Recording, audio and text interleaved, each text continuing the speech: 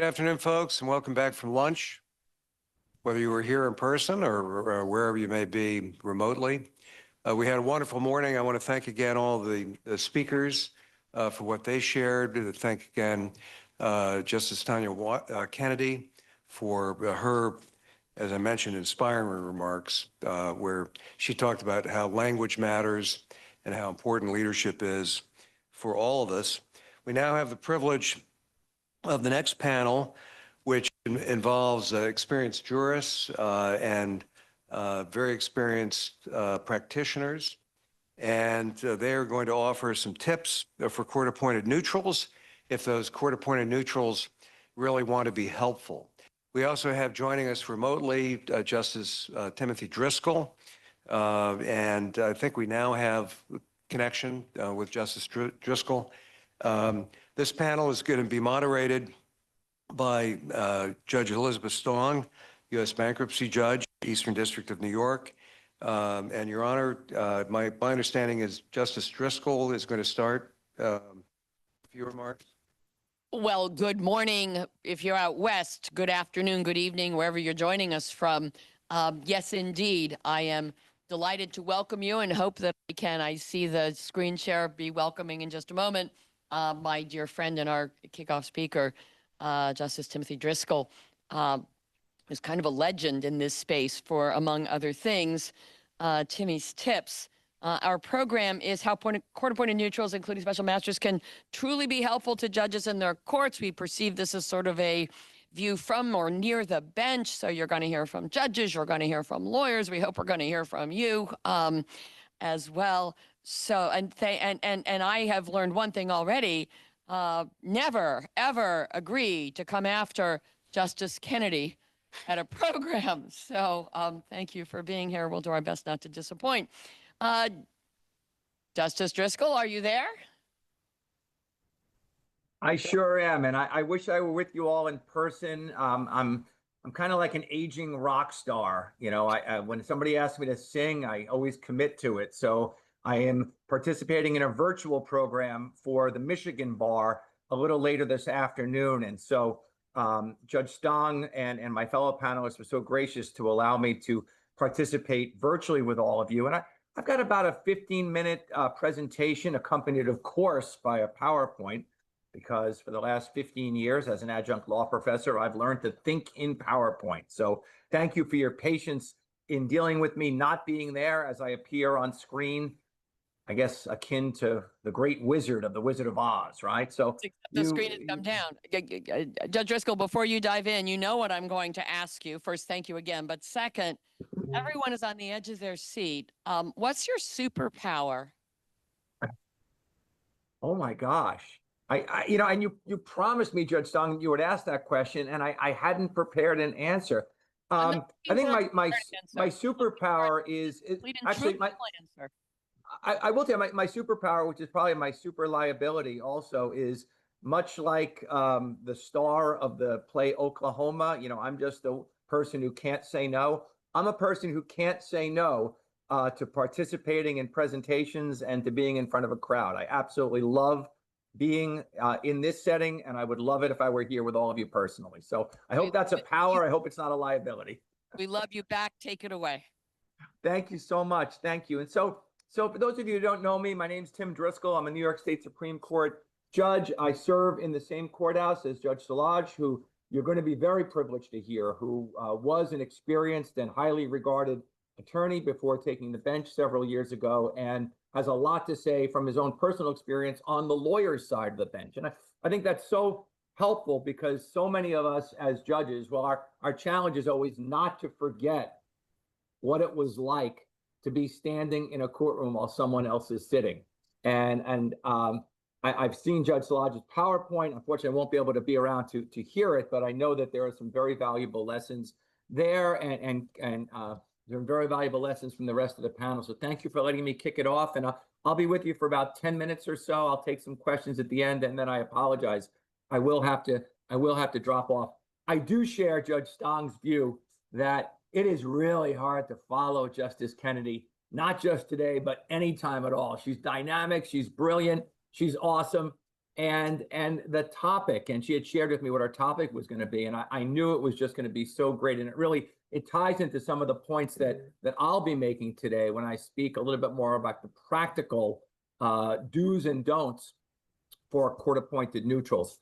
This is just a little bit about me. I'm a part-time professor at Brooklyn Law School for the last 28 years. Judge Stong and I have been part-time professors there for years. She lets me invade her class from time to time. And as she mentioned, when I'm giving real-world tips, I call them Timmy's tips. My mother still calls me Timmy. People who have known me for more than 20 years call me Timmy. And so they're just a little way to remember some of the practical things that I hope I'll be sharing with you. That said, I'm not giving legal advice. This is informational only. These are not the opinions of anyone else other than me. All right. So, and I reserve the right to change my mind. All right. After 18 years on the bench, if you want to throw back any of my words to me, I may have a different view next time I'm with all of you. Okay. So let's just talk about what is a court-appointed neutral. And again, so important to have that language, right? Because what do we have? We have court involved. The judge is the one making the appointment. The judge is doing so because that person is a neutral. That person clearly does not have a stake in the outcome. What's missing from that title is really the essential role of the court-appointed neutral. From the judge's perspective, that court-appointed neutral is there to help bring the case to resolution. And so the subtitles of court-appointed neutrals, discovery referee, right? If you ask a judge, judge of any level, bankruptcy, state, federal, are you excited about handling discovery issues? A judge might say, yeah, after I'm going to the dentist for root canal, that'll be the next thing I want to do, right? No judge wakes up in the morning and goes, oh boy, discovery. So it is an essential role for a court-appointed neutral to dive into document requests, interrogatories, et cetera. In New York State, we also have a title called referee, and the referee is either to hear and determine or hear and report. The hear and report would be a decision the referee would make, which would be subject to review by the assigned judge. The referee to hear and determine, the review is directly to the appellate court. The referee to hear and determine is standing in the place of the trial judge, making the determinations. Now, critically, that role, the referee to hear and determine in New York State, cannot be done absent the consent of the parties. To have someone other than the assigned judge perform a judicial function requires the consent of the parties. In addition, if in New York State courts, the court-appointed neutral is being paid, that also requires the consent of the parties for any purpose at all. So I can't order you to spend your money for a judicial purpose unless you consent. The other court-appointed neutrals which fit within that umbrella that I was speaking about are mediators, of course, who are there to help guide the parties to resolution. And then last but not least, not a very common court-appointed neutral in state court, much more common in federal court, which actually has a rule, as many of you know, that provides a mechanism for the judge to actually appoint at the party's expense an expert, is the court can appoint an expert. And again, that's another area where in New York State, the judge cannot appoint an expert, cannot spend your money as part of the judicial process absent your consent. Why do we have court-appointed neutrals? Well, our caseloads are ever increasing, and they very much dramatically increased, of course, during the COVID pandemic when much of the world was shut down. And even though the court systems never shut down, the ability of the courts to move cases expeditiously was obviously jeopardized. And I think we see that a little bit with our brothers and sisters in the federal courts now, with the with the government being shut down. I think today is day 22. And from what I'm reading anyway, that civil cases may be not moving as quickly because the priority will be on criminal cases with somewhat skeletal staff. So caseloads are a reason. And then a cousin of that is, of course, diminished resources. I just alluded to what's happening in the federal courts. In the state courts, at least in Nassau County, when I first started on the Supreme Court 18 years ago, we had a dedicated cadre of court attorney referees, a civil service title, but experienced lawyers to assist the judges in managing discovery or in handling different aspects of the case, either on a hearing determined basis or a hearing report basis. We don't have those anymore. We don't have them. We have them in very limited circumstances, but by and large, we don't have them.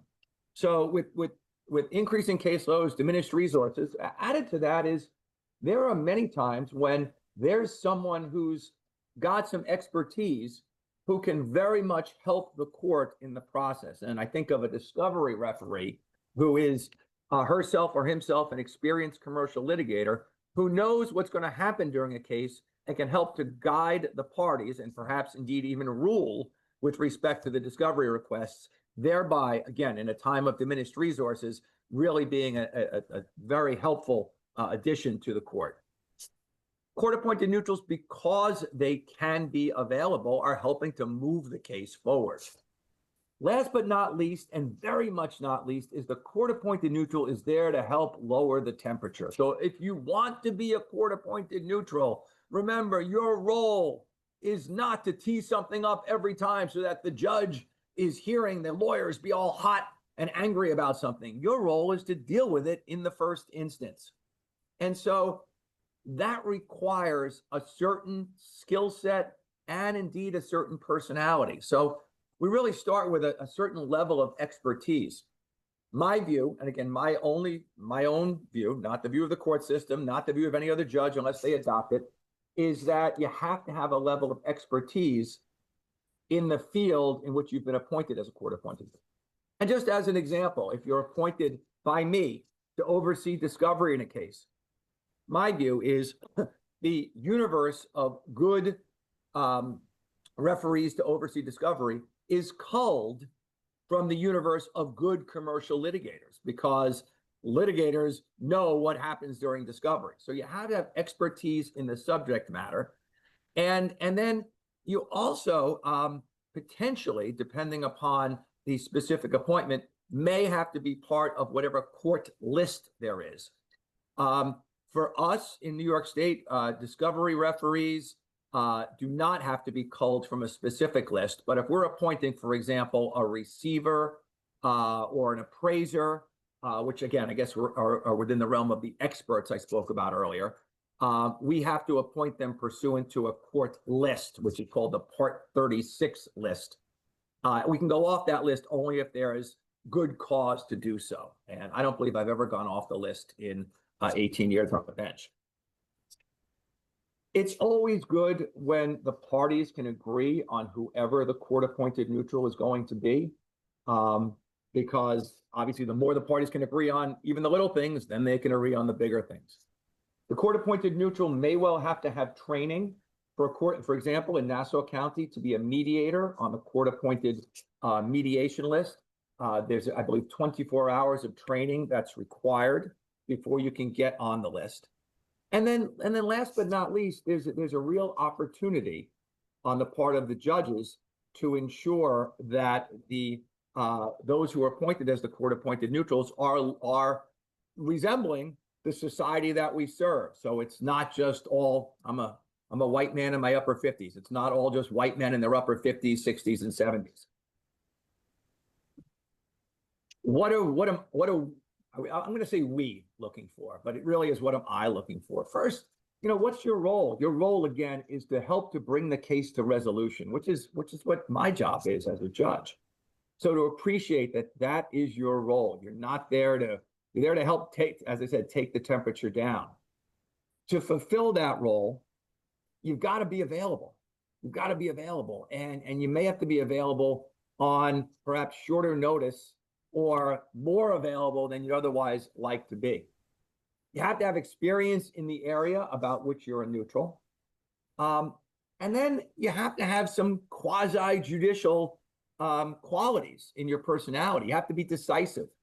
Not only do you have to be available, but you got to make decisions based on what's before you, just like a judge would do. You have to have an even temperament. Check your ego at the door, which is something that I tell all new judges also. Cases in front of you are not about you. They're about getting to a just, speedy, and inexpensive resolution of the dispute. So your personality and your who you are is taking a back seat to moving the case forward. And then last but not least is, you may have expertise in a certain area, but you've got to be flexible to know that you could potentially go outside of that area. For example, if you're the court-appointed neutral to oversee discovery, and perhaps you see a window to resolve the entire case, share that view. Share that view with the parties. Share that view with the assigned judge. On flexibility also, and I think this is a necessary flexibility that all of us in the legal profession have embraced over the last 5 years. As much as we'd all like to do things in person, and as I said, I'd love to be with all of you in person, to be flexible, to be able to be virtual. And just as an example, when Bill Johnston and Judge Stong, both of whom I know never to say no to, asked me to be part of this panel. Of course, the answer was yes, but the answer was yes within the confines that I had, where I had already committed to being part of a program later in the day virtually. So I said, fine, I'll be there. I can be there for this time. Here's how I'll be able to be there. And I promise you I'll be all in. So if you could just be flexible with how you're going to approach your task. Just a couple of don'ts before I turn it over to some questions before I leave all of you. Being appointed as a neutral is not the full employment act, or as I like to say, it's not the brother-in-law act. If you're appointed, for example, as the mediator, don't come in and tell me that you want, or I'm sorry, as a discovery referee, don't come in and tell me that you want your partner there to perhaps be the receiver, and then maybe your brother-in-law who has an accounting practice to be the accountant for the business also. Any secondary appointments that are necessitated by your appointment are made by the judge, perhaps upon recommendations by you, but by the judge. Related to that is let the judge know what's going on. Every judge has a different view of how much information they want to have. My view is always, I want more rather than less, recognizing that sometimes I can't get anything other than perhaps just a simple judge, we met. For example, in the case of a mediation, a court-appointed mediator, I shouldn't be told and will not hear any of the back and forth that happened in the mediation. But I want to be told we had a mediation. It was for 2 hours. It was moving forward. Judge, could you extend the discovery deadline so that we could perhaps take another shot at that? So keeping the judge informed. I mentioned availability and keeping your ego in check. So the don'ts would be taking an appointment and then not having time for 6 weeks or 8 weeks. I understand you have other clients. I understand that you have other matters you have to handle. I understand, of course, that you have personal commitments, but don't take the appointment if you can't make the time to do the appointment. Last a don't is, look, working for free is overrated as a way to feed your family, right? That being said, taking a court appointment and thinking, oh boy, I'm going to make sure I keep the lights on for a while with this one. That's another sentiment that I would encourage you to be dissuaded from. Sorry to end a sentence with a preposition. Don't do it. Don't take court appointments just for the money. You are serving the court. And I got to tell you, after 18 years on the bench, 30 years in public service, I don't think there's anything better than being part of serving this great judicial system. So I'll end by saying just thank you. Thank you for those of you who are interested in being court-appointed neutrals. An even bigger thank you to those of you who are serving or have served as court-appointed neutrals. We can't do it without you, and we are so grateful for the work you do. I've gone a couple of minutes past my allotted time, and I do have to get into hair and makeup for my next appointment. But I'm happy to answer any questions that anybody has, or to Judge Stong. I know you always want to put me on the spot with something, so I'm happy to be on the spot too. Or Bill. Any burning short questions? Judge Driscoll, you'd be happy to know that at so many of the points in your presentation, many were nodding. So I think we will just say thank you and send you off to, is it Michigan next? Michigan, yeah. As Simon & Garfunkel said, Michigan seems like a dream to me now. Oh my goodness, there we go. I learned about Spotify last week. It's good that I learned about it. It's embarrassing it took until last week. But I think Bill has something to share with us. Mr. John, over to you. Well, Your Honor, first of all, Justice Driscoll, thank you so much for your remarks, and thanks for saying yes, as always.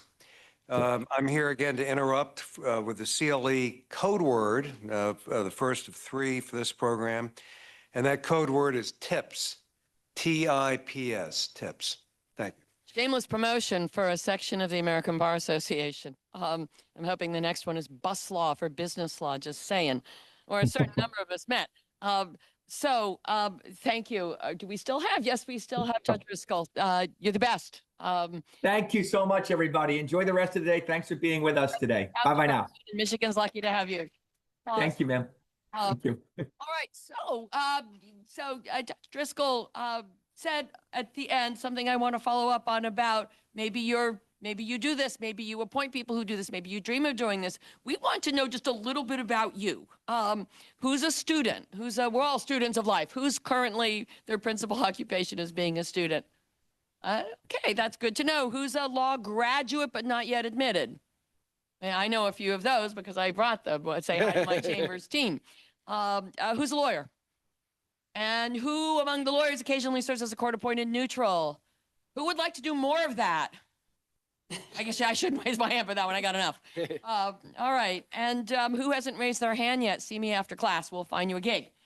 So that is a perfect way to level set and kind of set the table for what we're going to be talking about, which will include but not be limited to the ethics issues that come up in this context. I'd like to pivot. I'm going to stay in the same courthouse out there in Nassau, but pivot to our in-person judge and hear from, shall I say judge or justice? Even as a practitioner, I never knew which to say. The proper title is judge. Judge, thank you. Proper we shall be, Judge Solages. Thank you. Tell us a little bit about, well, first, your superpower. What's your superpower, sir? Oh, my superpower is... Why's that tie? I love that tie.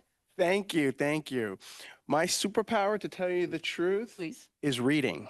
Reading is important. Books. Books are important. And we have a lot of young people in the audience today, some students, some young lawyers, and I can't emphasize this. I'm not being paid to say this, but you must read, and you must read the New York Law Journal. You could learn a lot by reading the Law Journal. You know, at one point in time, people read the law. They didn't attend beautiful institutions like this to become a lawyer. They actually learned by opening up books. And you could actually learn so much by reading the Law Journal. So to answer your question, my power is reading. I've asked that question more than a few times, and that is one of the most interesting and thought-provoking answers I have ever heard. Reading, yes, an underrated thing these days. And an actual on paper, or can I just read it on my phone where I'm keeping track of time, though I'm using it also?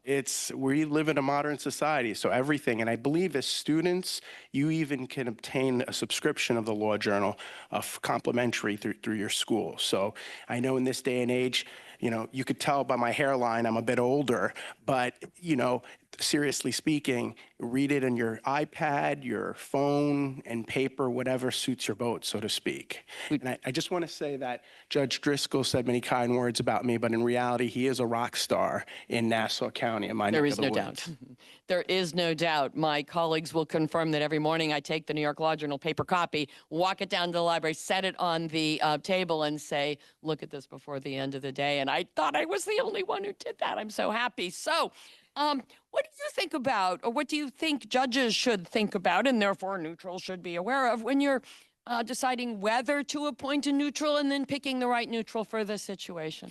Before I formally begin, I do want to thank the Academy. I want to thank New York Law School, and I also want to thank the Judicial Institute for their sponsorship. The Judicial Institute is the educational branch of our wonderful court system here in New York.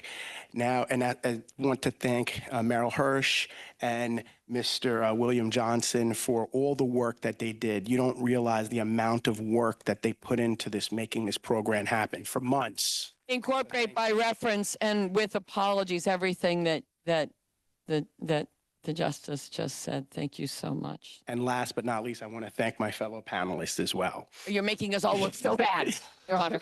So as far as a court-appointed neutral is concerned, remember, it's quasi-judicial in nature. You're acting as a branch or an extension of the court.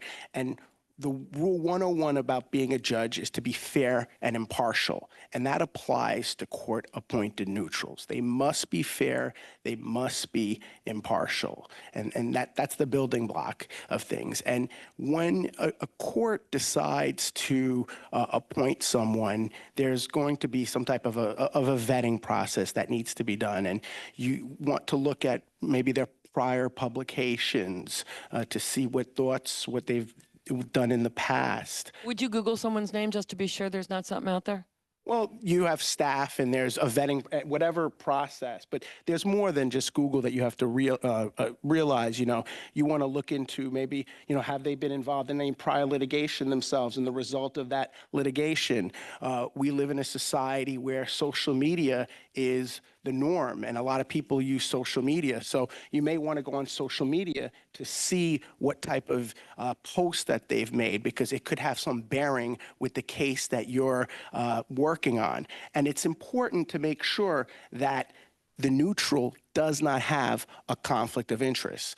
The neutral itself, if they're eventually appointed or prior to appointment, must disclose, they should disclose if there's a conflict of interest. The last thing you want to do is you're holding a football in your hand for many months or years sometime, and you're about to go into the end zone, and someone raises some type of a conflict of interest, and now your reputation is at stake. Because all you have as an attorney or as a neutral or as a judge is your reputation. So I do feel that it's important that a neutral, before, as Judge Driscoll indicated, before you appoint a neutral, you should ask the neutral, A, are they interested?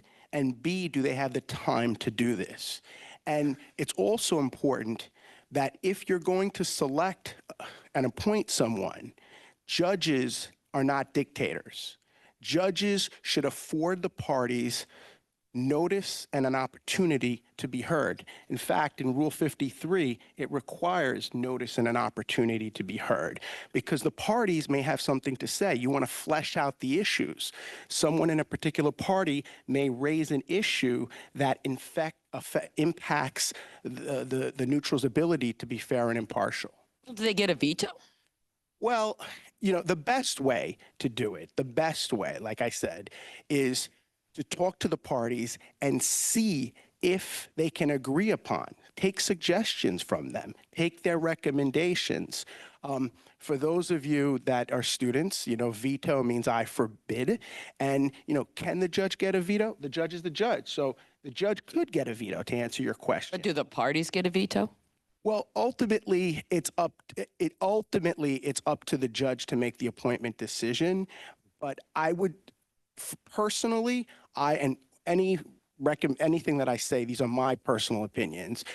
Personally, I always like it when the parties can agree on someone. If they can agree on someone. Could not agree more. And let me just underscore that both for counsel and especially for judges participating in this panel, myself and judges you've already heard from included, this is an educational program. We are not speaking about either directly or indirectly any specific case. Don't ask us about that directly or indirectly. And I've heard it sometimes put this way, don't cite us to us. We're all here for the same reason, which is to just share and to learn. Ed, Mr. Gentle, you have the best name for a lawyer who thinks about neutrals. Mr. Gentle, what's your superpower? My 4.5-year-old, she keeps me grounded. Oh my gosh, that is about as good as it gets. And what a gorgeous picture. You can hold that out this way. Yeah, she was in a wedding Saturday. This is Flower girl. This is a court-appointed neutrals ethics symposium, as you know. Ed, talk to us about ethics. We've heard about disclosure, we've heard about conflicts. This is making everyone think, ethics, MPRE. Let's go back to what we just discussed. I think to serve as a neutral, you have to have consensus.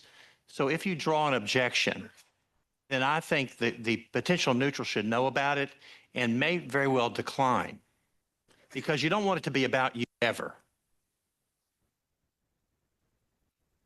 It's a really good point and a good way to think about it. If it's well, we don't know them, that's one thing. You can address that. If it's, well, we had an experience with that person as an expert in a case a couple years ago, and I think our client would you don't need to hear, you should not, as the judge, I think, need to hear more than that, because you want to get this process off to a good start, whether it's a mediator, a neutral with decision making, or, you know, we'll say evaluative capacity. But I mean, there's ethics rules for judges, there's ethics rules for lawyers.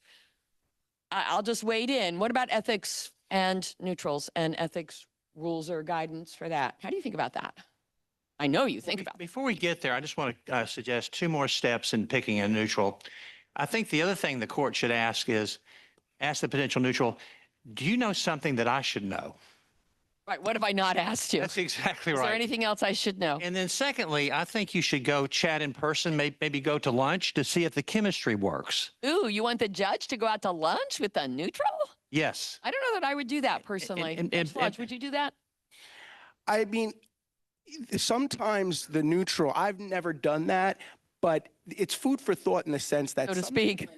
there is exactly, but sometimes the neutral has a very robust relationship with the judge. They're acting as an extension of the judge, and sometimes I've experienced that you can really get to know someone by having a cup of coffee or lunch. So I personally wouldn't do it, but it's food for thought, like I said before. And just to maybe highlight my point, over the years, the role of the neutral with the judge varies with the judge.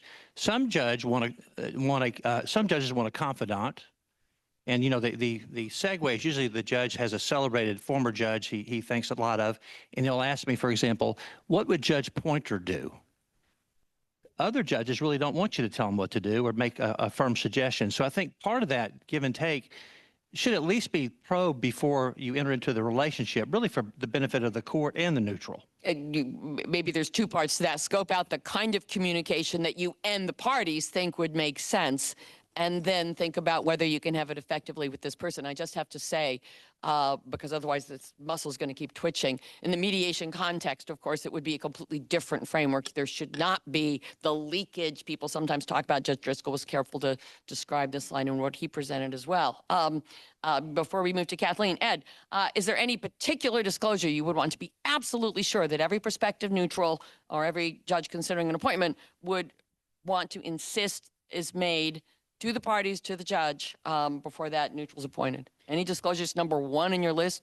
I think number one is your relationships with the parties, what your history is. Do you fish with any of them, for example? This is New York City. Well, you go to Central Park on the weekends with any. But anyway, I think that the more You fish with them. I got to think about that. yeah, the more You run around the reservoir with them.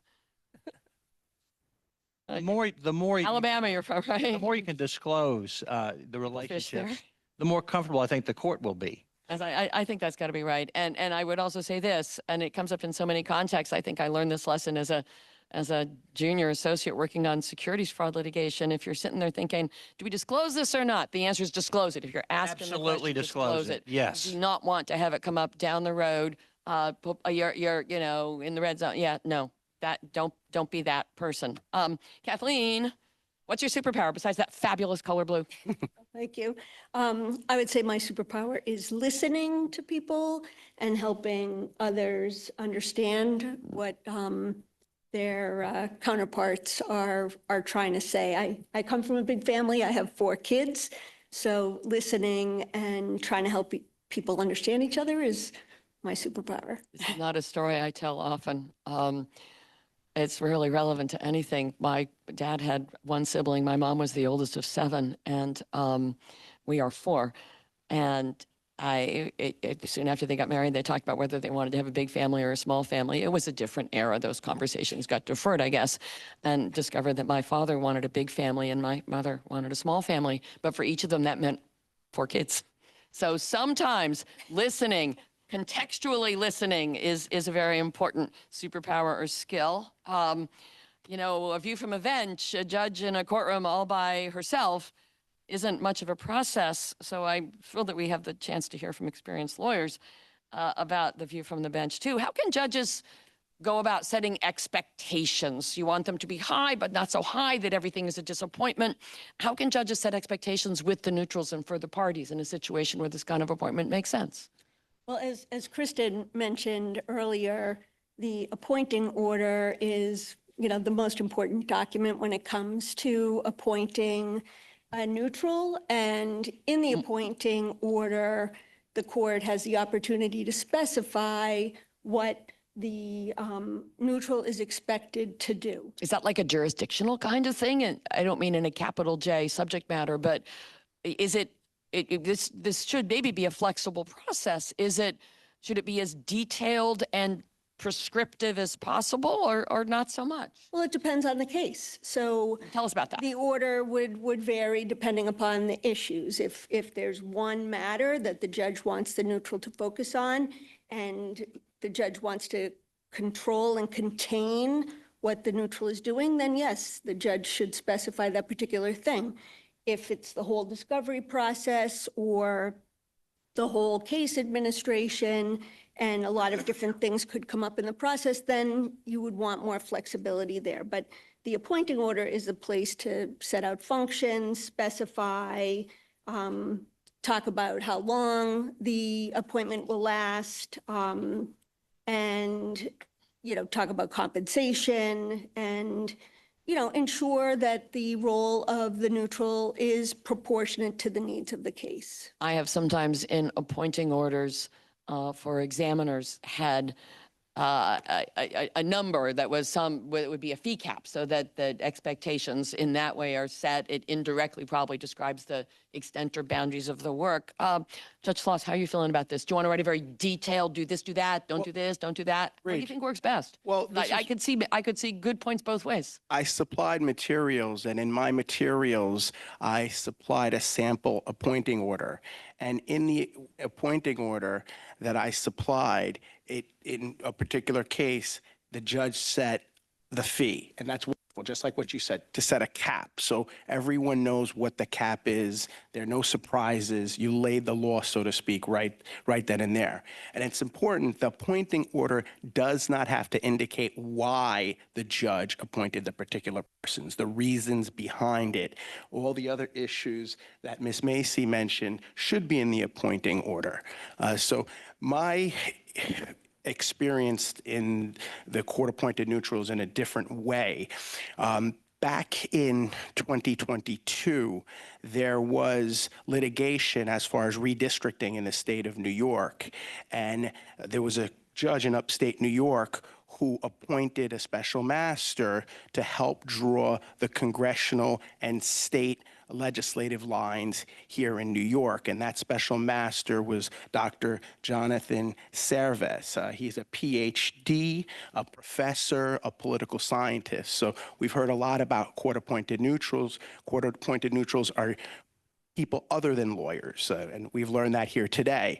And he had the responsibility to draw a court map, and the judge has the opportunity to either accept or reject the map. And in this particular case, the judge accepted the map, and the map was made by a court-appointed neutral. This is a very granular question. I'm glad you brought up that example, because sometimes the right neutral may be an engineer or political science, whatever it is. Does that person then retain counsel to the point of this is not, the Full Employment Act, or does that person work on their own? And that's a great question, Judge. Back in 2022, the court-appointed neutral didn't retain counsel. However, he had a team behind him. These people, folks, are very seasoned professional.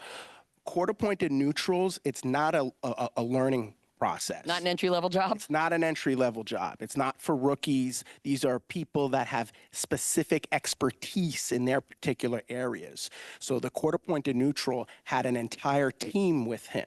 And the team had people that study demographics. There's certain, under the United States Constitution, certain redistricting criteria. Legislative districts have to be drawn in a certain way. And these districts are drawn now with software to the point of laser precision. So to answer your question, there wasn't a lawyer, but there was a whole team of people. That makes sense. And it really sounds, again, a theme you've heard already a couple of times, very tailored to the circumstance. Precisely. Very specific and probably reflected in that appointing order. Ed, how do you think courts should be thinking about managing the effectiveness of the neutrals and the process? Is it, here's the order, one and done? Is there a risk that this will sort of mushroom because things do? How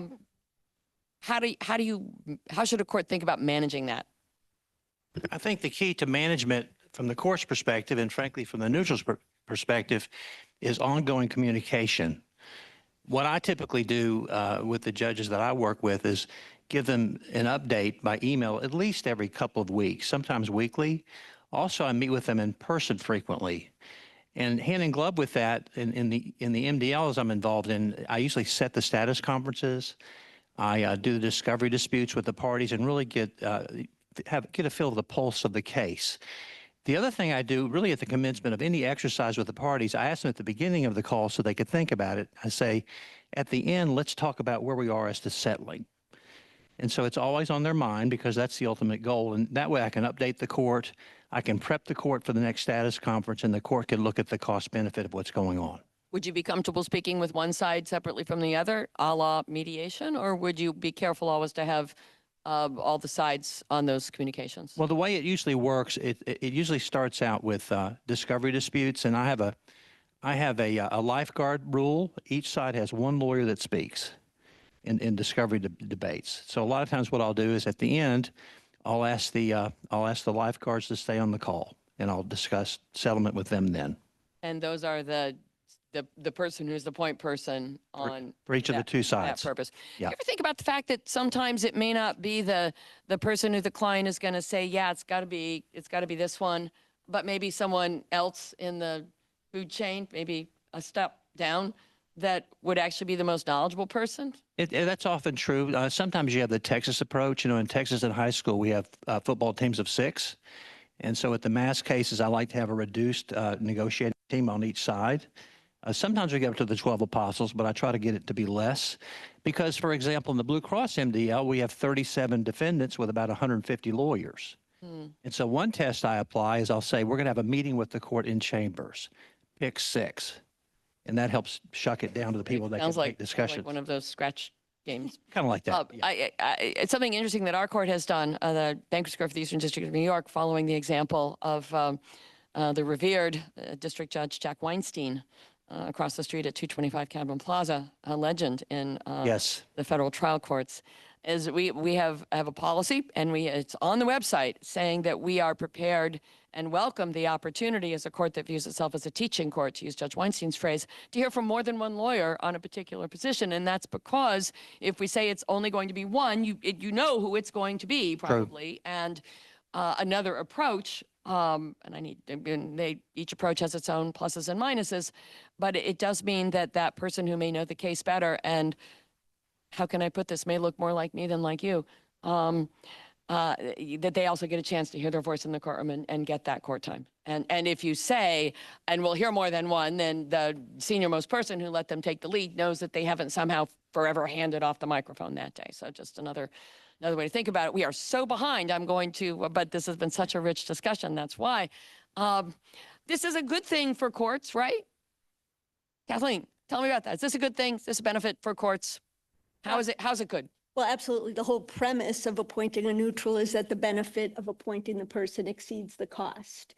So by To the parties or definition, to the court? well, One both. more order for me. Both ideally. We'll talk about costs a little bit later, and that's certainly an issue. But you appoint a neutral to advance the ball, and the neutral can perform functions. We've heard a lot from Merrill about the Swiss Army knife and the toolbox, a little bit from others. But you have pretrial functions, you have adjudicative functions, you have expert advice, you have settlement, and you have post-resolution functions. So really neutrals can perform a broad range of functions, with the idea being take jobs away from the judge so he or she can do the things that the judge really has to do in federal court, the district court judges, so they can try the criminal cases they really have to try, ultimately try the civil cases, but not get bogged down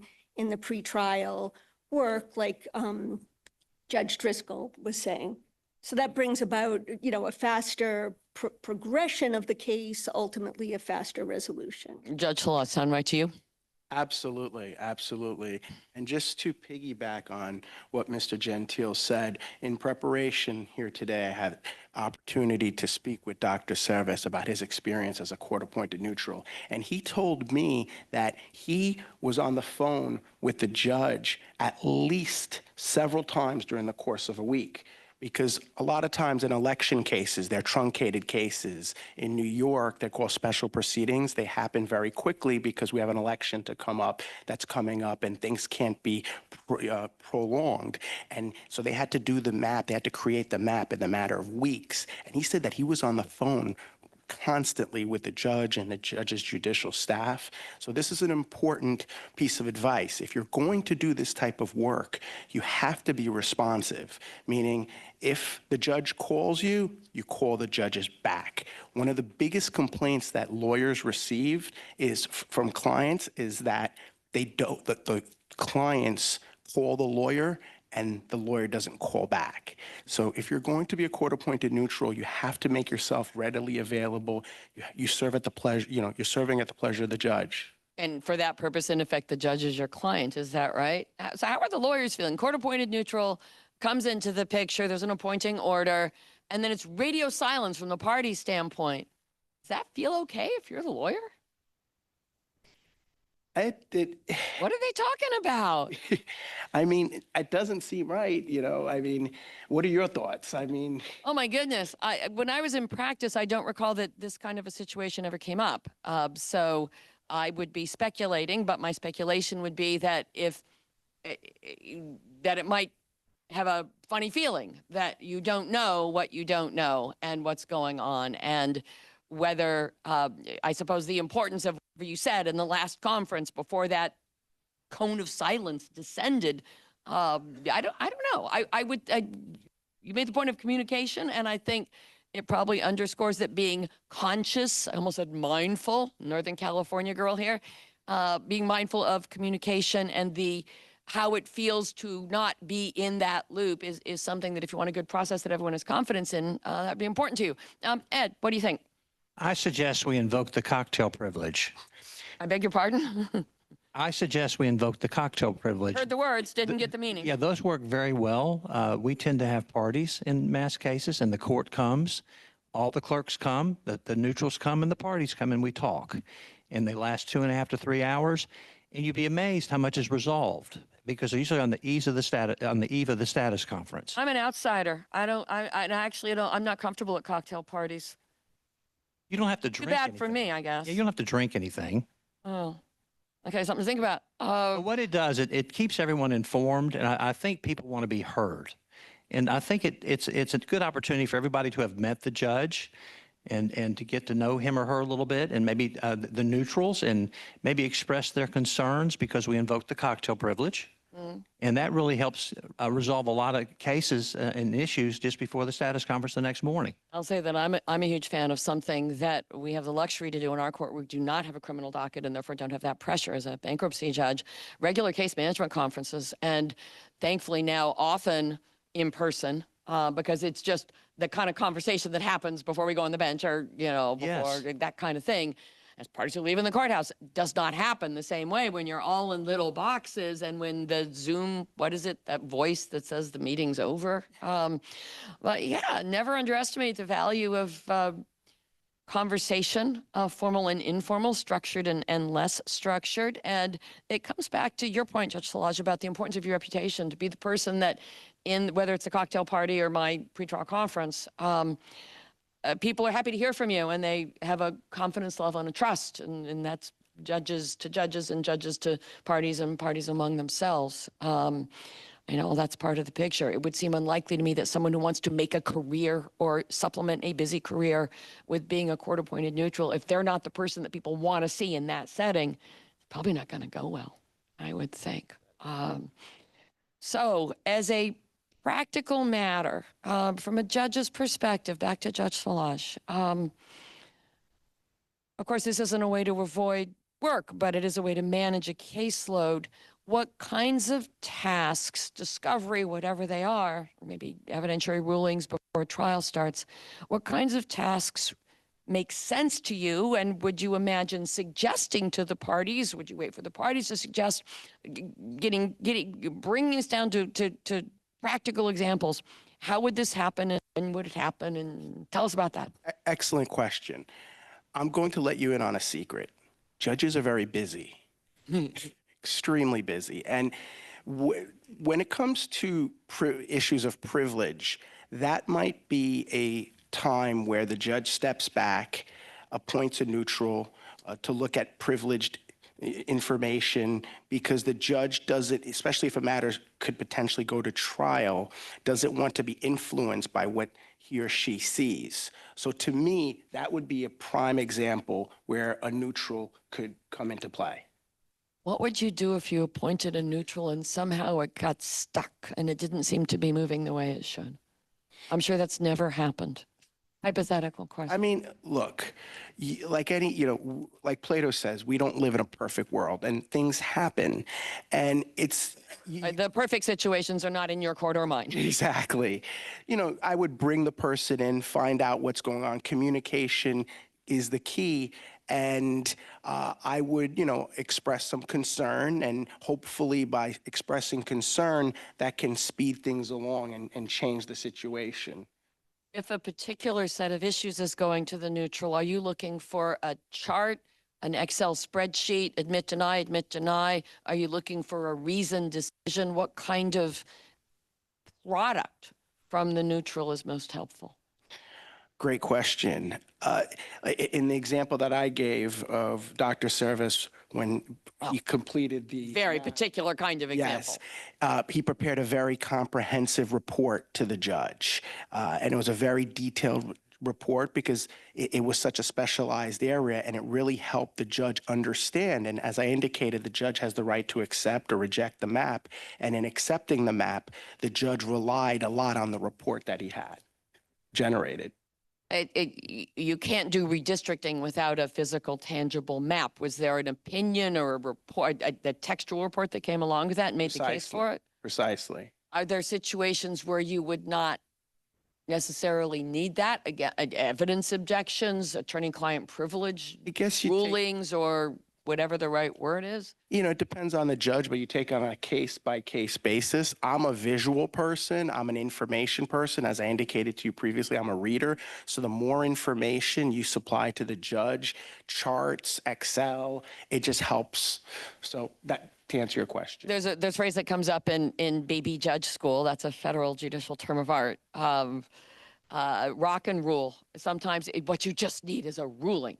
And are there situations, this is really for counsel, I guess, where you're not looking for a reasoned decision about why that's privileged and that isn't? Maybe there's one question that needs to be answered once, but are you looking for more or less? And does it make a difference if you like or don't like the result? That's a... I could take a crack at it. So let me give an example. Over to you, Ed. Yeah, we had a privilege log of over 1 million documents in Blue Cross. So what we did to shuck it down, so to speak, is we took a random sample, and then I decided, in or out, in or out. A handful of cases, a handful of documents were then disputed, maybe like out of 100, maybe 3. And so we took those up very carefully with the court. There were Like a test case. That's right. And after we ruled on the 10, they took those results and they boiled down the million documents. And we did that with a few iterations and took care of it. Who was the they? Parties. That boiled the parties working together? Yes.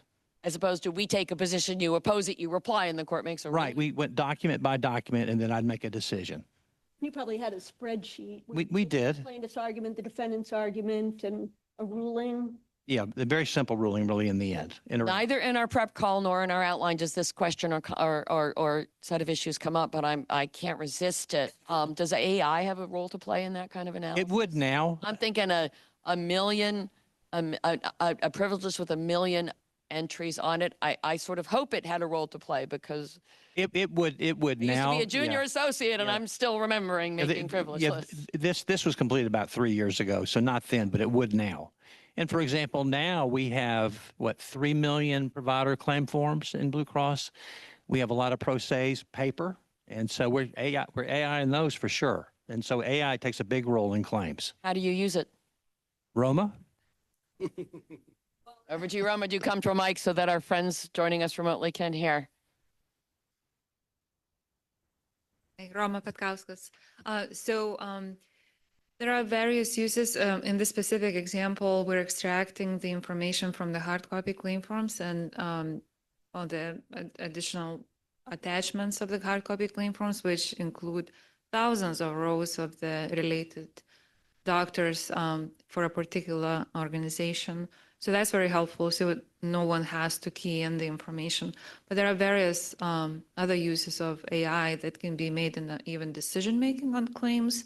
And I think what Ed is mentioning, we're just observing this great jump in information that is now allows us to do more in claims review and data extraction, data analysis, than it was even last year or 2 years ago. Information is just changing so quickly.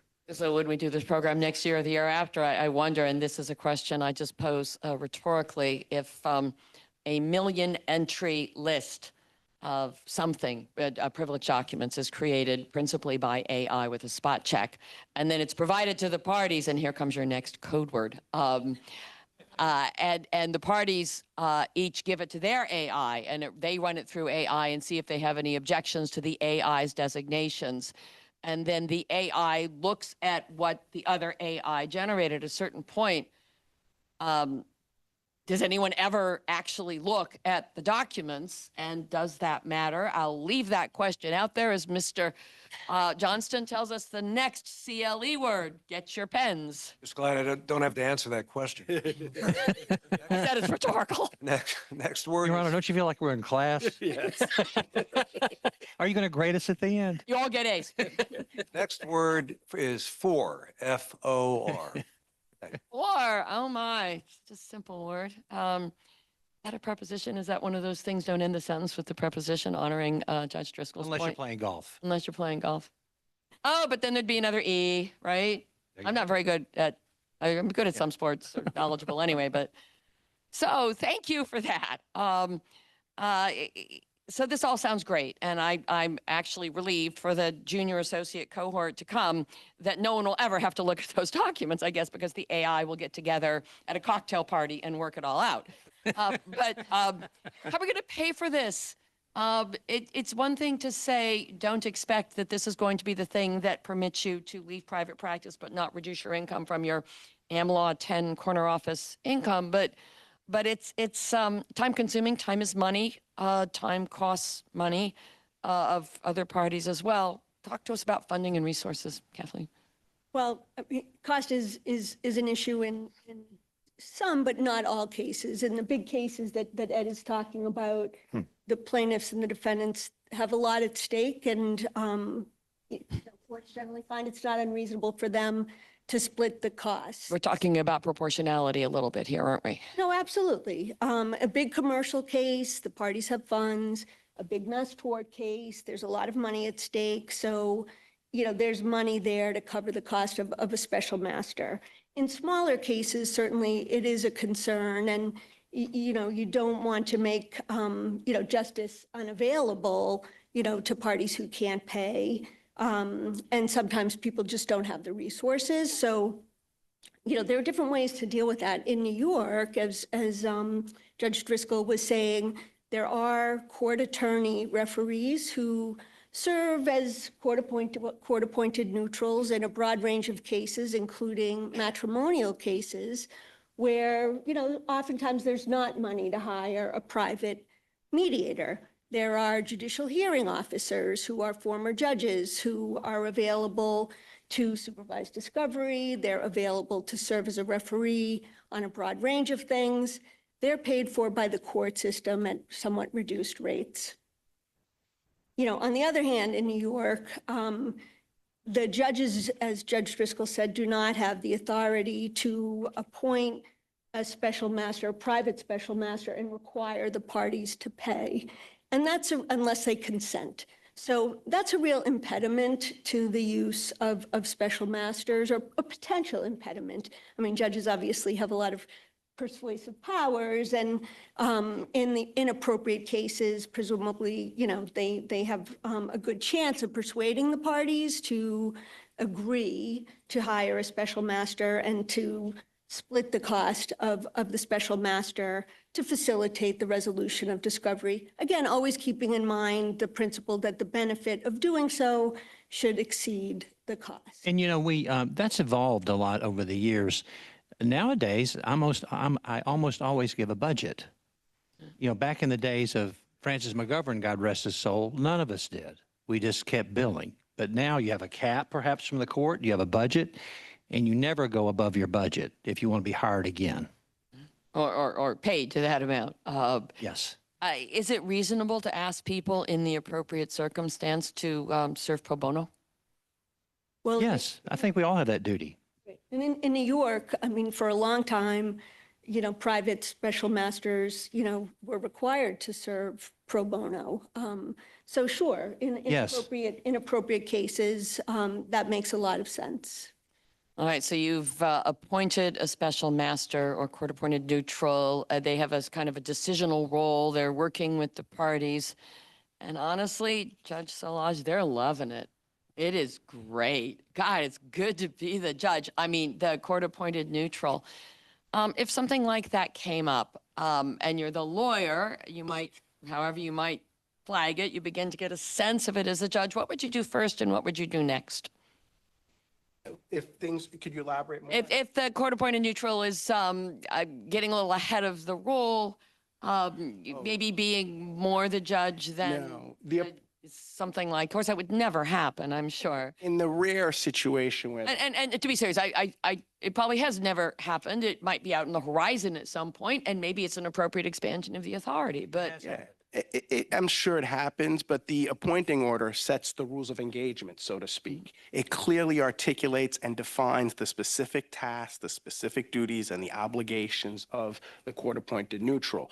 There are times throughout the course of the litigation where things could change and adjustment needs to be made, and if that's the case, maybe a new appointing order can be prepared by the judge, articulating the new responsibilities and the duties. As Mr. Hirsch indicated, it's a Swiss Army knife. I love that example. And a Swiss Army knife changes. You could change it from a screwdriver to a can opener. But I do feel that if that's going to be the case, it's incumbent upon the judge to issue a new appointing order laying the law of the land, so to speak. Do you think it would make sense, or do these orders sometimes include that language you see at the end of many orders or requests for relief, such other and further relief as the court may deem appropriate, something like that? Yeah, the catch-all. yeah. Exactly. Yes. Now, there is an early warning system, and that is monthly billing. Yeah. So the special master or the court-appointed neutral sends the invoices to the two sides, shares it with the court, and asks, if you have a problem, let me know within 20 days.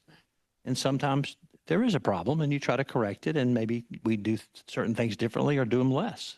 This may come back to that point that I think each of you has made in different ways, and it's so important, which is communication. Yes. And don't wait till the problem has just completely exploded to say, Totally agree. "Well, we're going to have a conference." Yes. Status reports, I still, as my team knows, I am second to none in my high aspirations for status conferences, case management conferences, things like that. It tends to keep things moving. It also tends to surface questions before they become issues and before they become. Another good practice is to bill at an hourly rate below that being charged by the lawyers. I was going to say, who's usually the highest paid person in the room? It's not the judge, but It's not who the might it special be? master, that's for sure. Is that right? It's not. Well, that's why in the special master, if he or she is doing their job, they're helping to facilitate things, move things along more quickly, and then save in attorney's fees all around. And also, when you vet that with defense counsel, they give it to their client, and the client goes, well, Shazam, Ed should do more of the work. Exactly. So judges don't send bills. How do you make the case to the client that it makes sense to pay someone an hourly rate for the work that Judge Solages or I would do for free? Well, for example, with our million document privilege log, That I'm convinced no one ever actually looked at the and million if documents. I were to but do yes. that, if I were to do that for $3.50 an hour and Cravath is charging $2,000 to fight about it, the client may like me to shuck that log down as quickly as possible. but would still be comfortable with a process where they're going to get someone's full attention on that case as opposed to all the other cases on the court's docket to move it forward as a matter of time. You'll save money if you're saving time. True. What about the party that has the incentive not to move the case as fast? Has that ever happened in the history of the world? Maybe once or twice? I One think party wants to move it ahead, the other not so much? I think I'd use the term ripen. I think the case has to ripen. I think eventually we all know as lawyers that the case will resolve one way or the other. And so I think that's one reason to have, we have to monitor not just the case, not just discuss it with the court, but frankly, to monitor the parties. And if you have periodic status conferences about discovery and that sort of thing, you can get a good feel for that because one side or the other is going to complain if they perceive that one side is dragging their feet or one side's pushing too hard. And so it's just a dynamic thing to monitor. So let's think about ways that this neutral who's now been appointed and is underway and doing work and has trust and confidence and is billing and being paid monthly and it's good value and everyone's happy.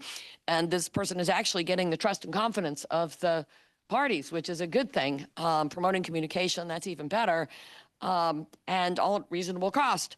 What if at some point that person seems to emerge as a logical person who could also talk settlement with the parties, but it's not in the appointing order? Can they do that? I think How do you leverage that neutral's potential, assuming it's all gone well? I think that's up to the court. Up to the court.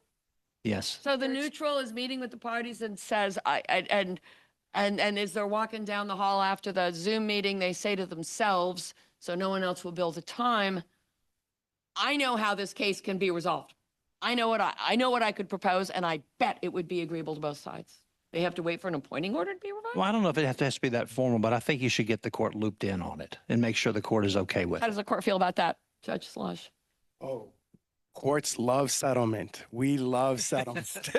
Those are the words that we like to hear.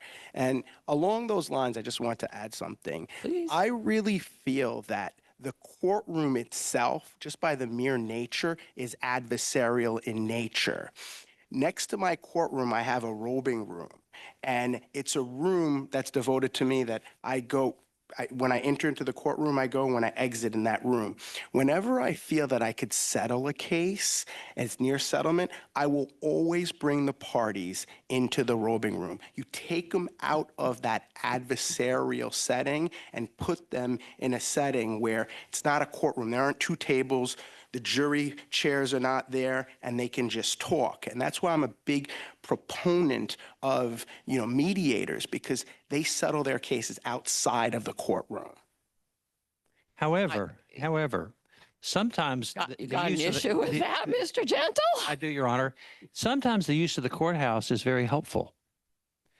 If you mediate in the courthouse, it helps the parties focus on the alternative. I'll say I held it extremely, I hope it was perceived by some as somewhat productive settlement conference in the recent past. It might even have been yesterday. In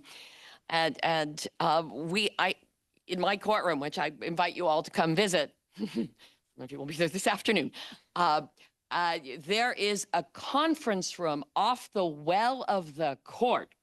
So you don't even leave this area to go there to talk.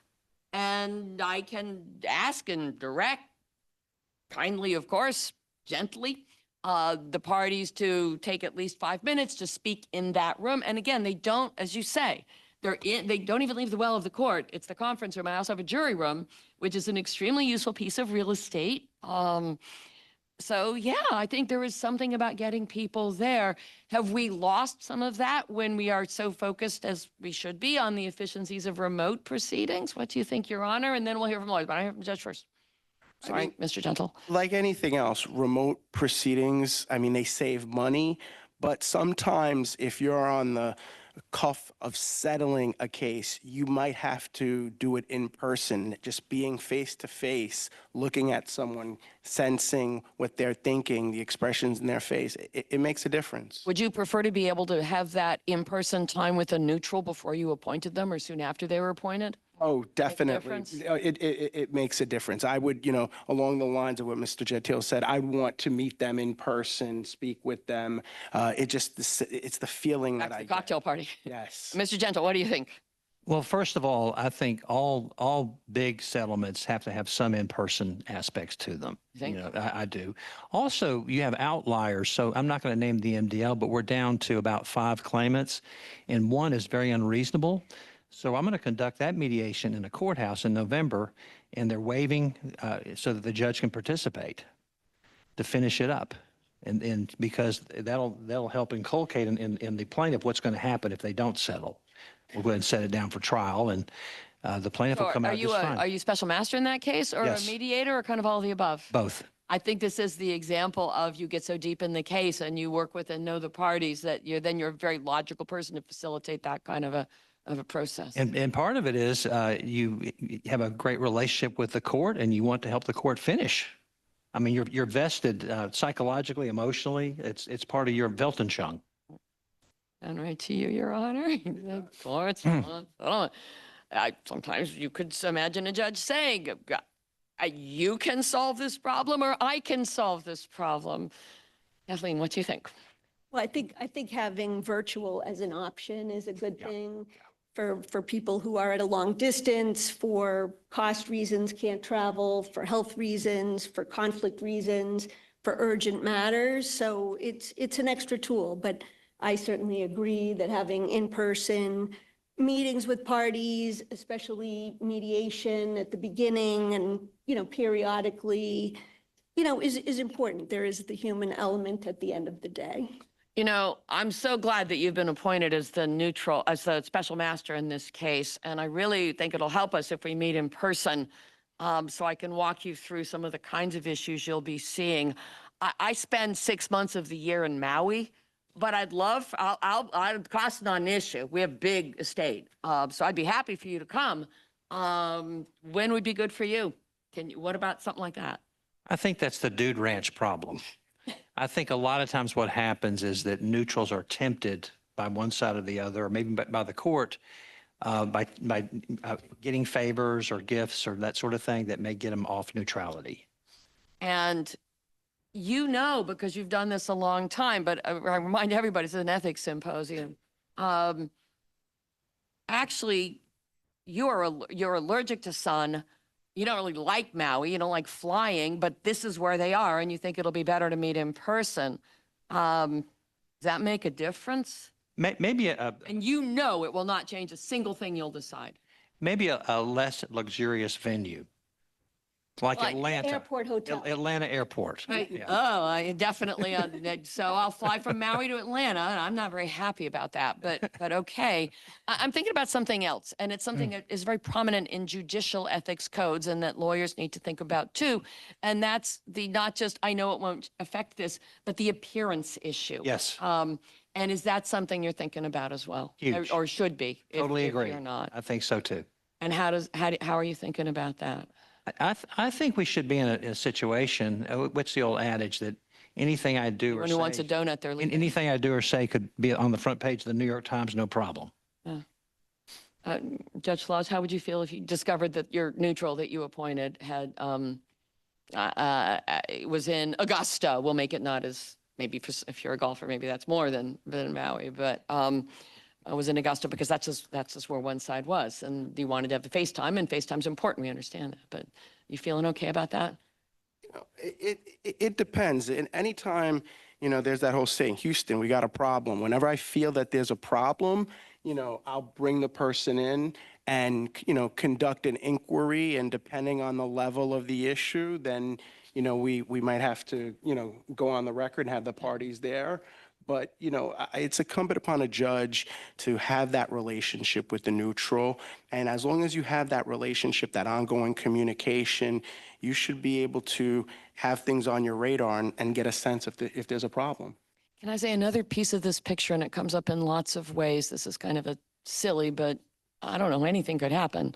Example, it's the idea of do you ask permission or forgiveness? And let's say some of this actually does make sense. And let's say for some reason, I had a case years and years ago where there was a bunch of insurance coverage depositions that had to do with London markets. And so the depositions wound up all taking place in London. And that worked for all the parties. It was a very high stakes case, lots of layers of excess coverage. And the case actually settled in London because they were spending a lot of time together, only focused on that. But if it's a question of something to the point of do you disclose or not? If do you want to be surprised by anything in your case? Maybe not. I'm born in December, so I like surprises. But when it comes to the courtroom, and I say this all the time, I don't like surprises. Put it out there. I don't like judges. For the young lawyers, surprises are never good. When there's Partners an don't like issue- them much either, and actually neither do associates, I think. But especially, Yes.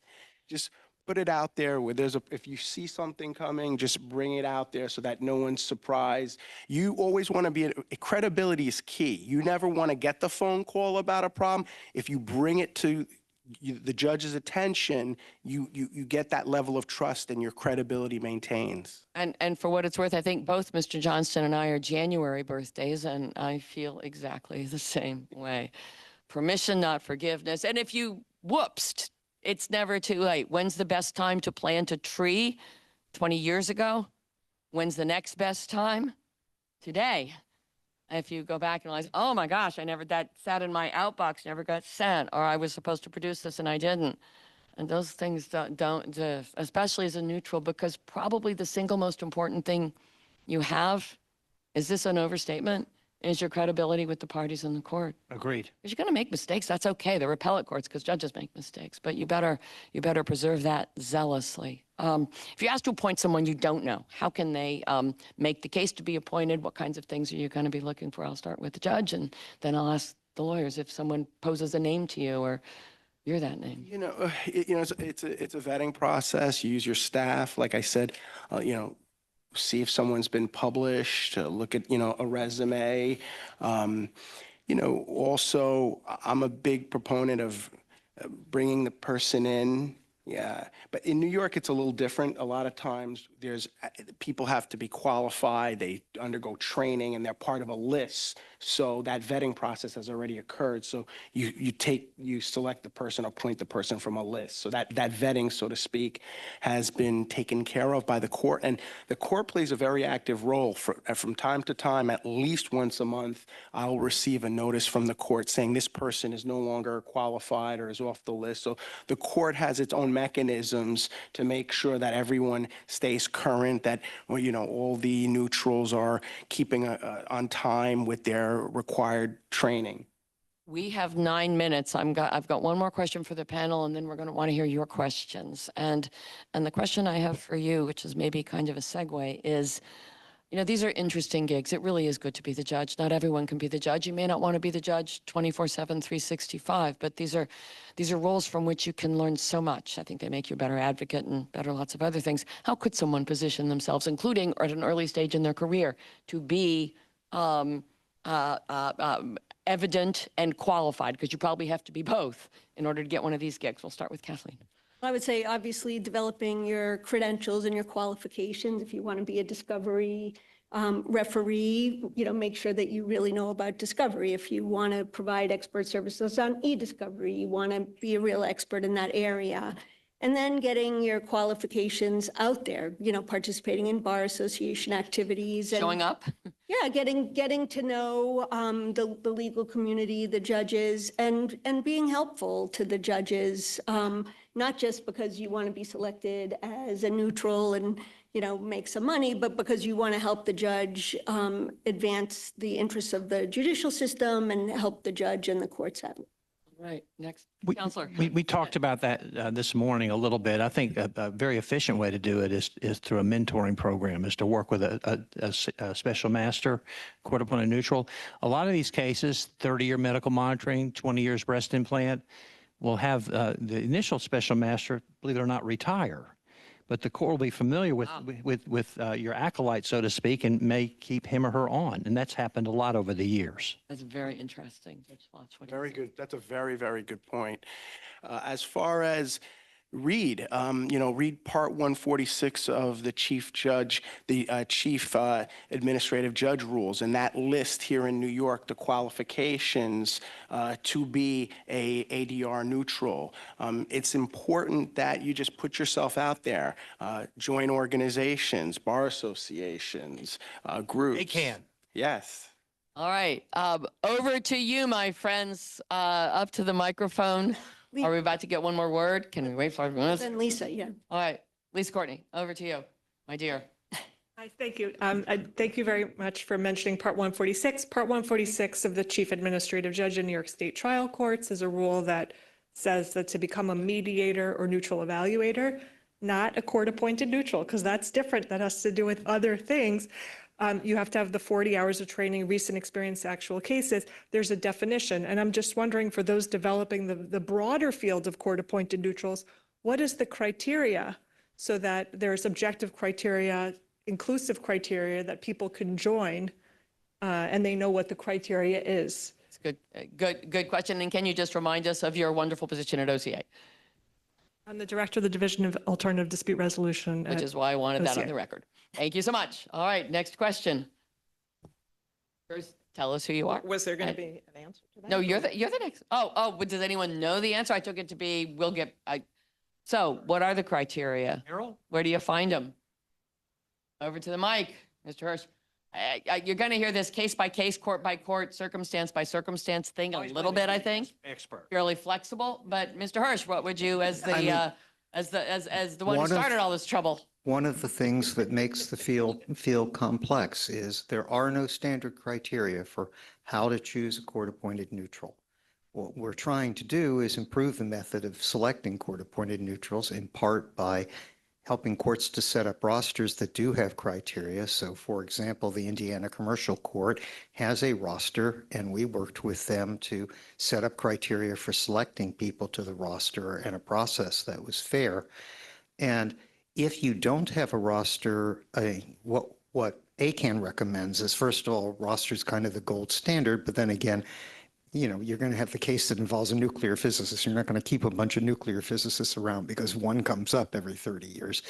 If you're doing individual cases, spend some time with the parties to figure out what it is you want this job to be and what types of requirements you're going to expect, and require the parties not just to tell you somebody they know, require them to come back with a list that has a broad and diverse group of people, and to tell people where they went to find people with the necessary expertise. So what we argue for is, yes, structure the process more, but there isn't out there you need 4 years of this and 5 years of that and 24 hours of that training and whatever.